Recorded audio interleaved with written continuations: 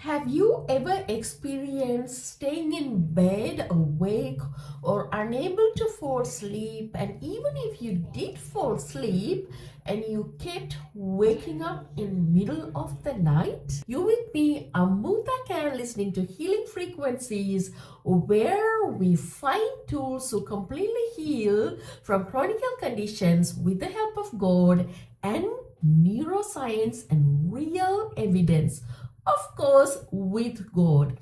This is the place where science meet spirituality. In today's show, we're going to talk about insomnia. In this day and age, majority of the populations are unfortunately suffering from sleeping disturbances or challenging to fall asleep and even to continue a deep sleep.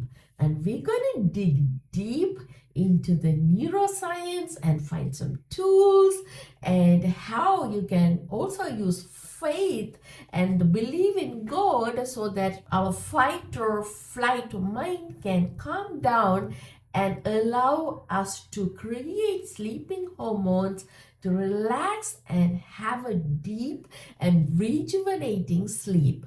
But before we jump into the actual nitty-gritty of the tools and the evidence, let's listen to a declaration, shall we? Repeat after me. God, you told me that you give sleep to those you love. So I bring you the long nights, the turning clock, the mind that runs on and on. God, you told me that I could lie down in peace and that my sleep would be sweet. So I lay down the fear I have carried into my own bed.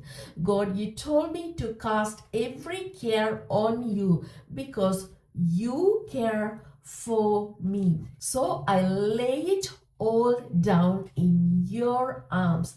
Every thought of tomorrow, every thought of yesterday, that weight was never mine to carry through this night. God, you told me that you neither slumber nor sleep, that you watch over me. So I hand you the watch. You are awake, so I am free to rest. God, you told me to come to you when I am weary and that you would give me rest. So I come empty-handed and worn out, exactly as I am. So I receive it freely tonight. God, you told me that in returning and rest, I would be saved. God, you told me that in rest, I would be saved, that in quietness and trust in your strength. So I stop chasing, I start receiving. God, you built my body for rest and you built rest into my body. So I come home to it. My body unwinds, my mind grows quiet, cortisol falls, and my racing brain slows down. My whole nervous system stands down because you have the night. So say it with me, my friend. I stop chasing, I start receiving. God is awake, so I am free to rest. My body is safe, my mind is quiet, my night belongs to Him. The alert is coming down, and the rest is mine. Now, go. Tonight, climb into bed and simply rest. Let your body feel safe in the care of the one who never sleeps. Hand him the worries instead of rehearsing them in the dark. You are held, you are loved. So climb into your bed. Simply close your eyes. Let your body feel safe in the care of the one who never sleeps. Hand him the worries instead of rehearsing them in the dark. You are held, you are loved. The watch is His and not yours, and your healing journey continues right now. We will go dive deep into the neuroscience of sleeping challenges and majority of the people are facing in this day and age. Have you ever climbed into bed completely exhausted and then spent the next 3 hours staring into the darkness? You look across the room, the clock seems louder than ever. Every minute feels like an hour. Beside you, someone else is asleep within minutes. The dog is asleep, the cat is asleep, even the birds outside are quiet, but not you. Your body is tired, your eyes are heavy from the hard work, yet somehow your brain refuses to let go. So you start asking the questions that millions of people ask every single night. What's wrong with me? I am having sleeping problems. Why can't I do the one thing every living creature does naturally? After enough sleepless nights, something else happens. It becomes your identity, and you find reasons why you cannot sleep. You tell yourself, I am just a bad sleeper. Maybe this is how the rest of my life is going to be. You start Google, ask AI, and even chat with your friends. But then they give you solutions. You tried everything. You went for massage, you lit a candle, yet the insomnia persists. But what if I told you that nothing is wrong with you? What if the problem isn't that your body has forgotten to sleep? There is something else. Scientists have spent decades trying to answer that question. They invited thousands of people with chronic insomnia into sleep laboratories.